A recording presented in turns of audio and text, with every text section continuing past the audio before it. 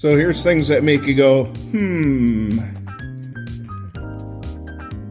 It looks like that nut is cross-threaded on there. Now, it has not been a problem, but since I've been driving this car past few days, I pulled in the garage, shut it off, and then walked by about an hour later and I saw a spot of oil on the floor. So I'm thinking what's going on is that this probably is tied solid to the engine, and the engine, vibration and stuff has caused this issue.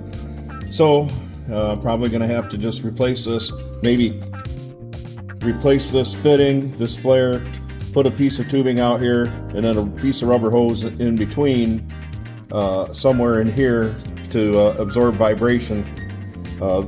This side here, see, it has a hose on it. So other thing too is I'm going to figure out a way to check the motor mount, because it's possible that it's got a broken motor mount. I don't think so.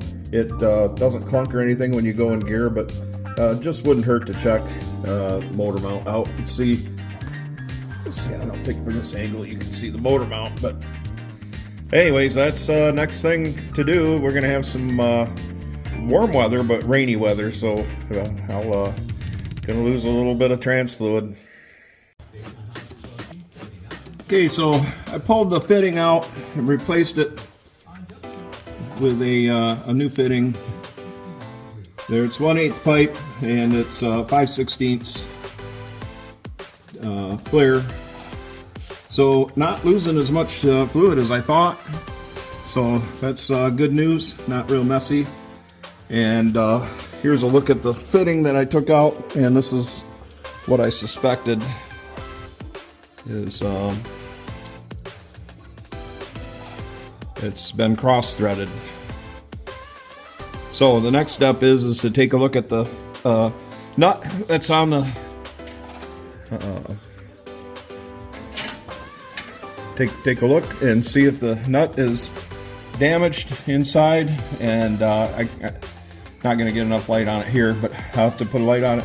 And then it's got a flare, so if I can torque this nut up, it should seal it back up. So that'll be the next step, is to get a better light in there and see if the thread's damaged.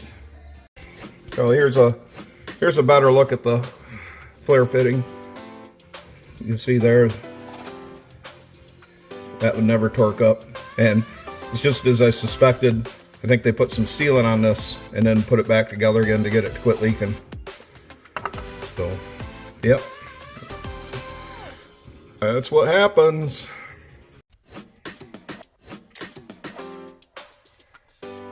So you see the inside of the nut is damaged as well. These threads will not hold torque, so I've had to cut the flare, and if there's enough length of the tube, then I can reflare it and put this nut on. And if I can't do that, which I suspect I can't, what I'm going to have to do is cut a piece of tubing, or use this piece of tubing and hose clamp a piece of hose in between the two. Might be able to just use this one, and then that will eliminate a hard connection between there, and may actually last longer. So I do have some hose right here, so that may be the way to fly. I just wanted to show you something else too. Just taking a look at this piece that I cut out of the car, you'll notice that there's always will leak no matter what you do. Crack in it. They kind of over flared it, and so that was no good from the very start. So always inspect things and take a look at things, a good close look, and you'll avoid redos. I still think we're going to have one though with the pipe thread The new one, I'll talk about it later anyways. Happens especially when you buy hardware store fittings, and I can tell you why.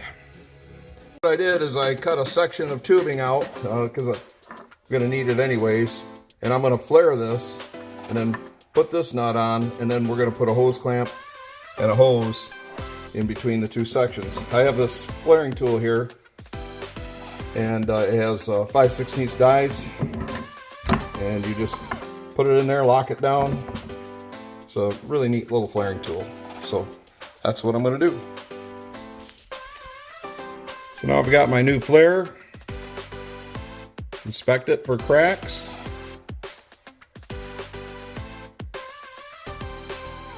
It looks fine. So we'll just put it through the nut and install it on the car. So got a piece of hose cut. Just happen to have a couple small hose clamps. So we'll make the connection. So here's the completed repair. It's been sitting about an hour. I'm looking for weeping right here where this fitting goes in. This pipe fitting, the pipe fitting went in pretty deep, and didn't want to get any real super tight, but it's been taped real good. This is low pressure side, so that's going to be the spot to watch for leaking.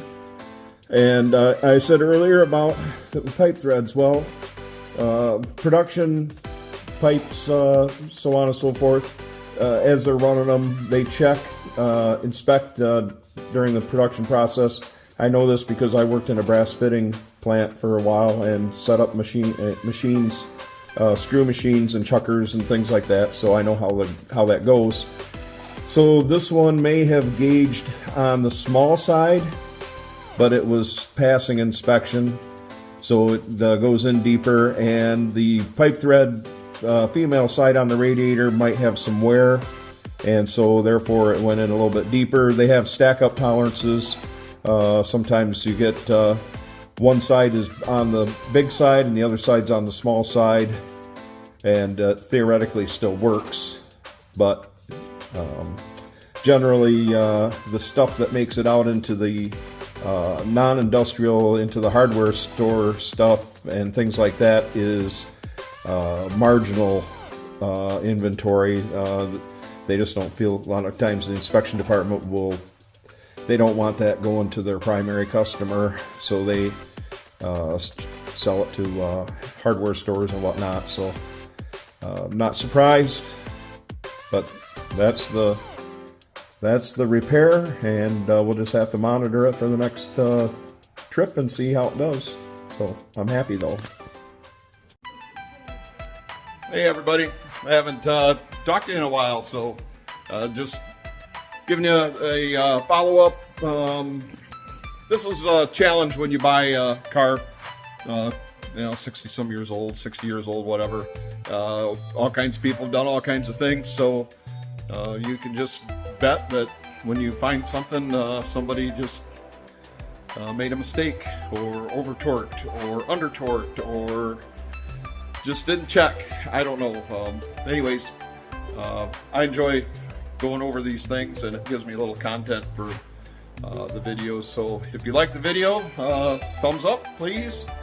Please like and subscribe. I've got another 20 subscribers in the past couple weeks. Thank you. Shout out. Thank you for subscribing, and thank you for watching. So appreciate it, and gonna start seeing some stuff from car shows, because we're starting that up Sunday. Hopefully the Belvedere will take it up to place in Michigan, and they're having they call it the Dust Off Show, and hopefully we'll have some footage from there. So stay tuned for more. Thanks for watching.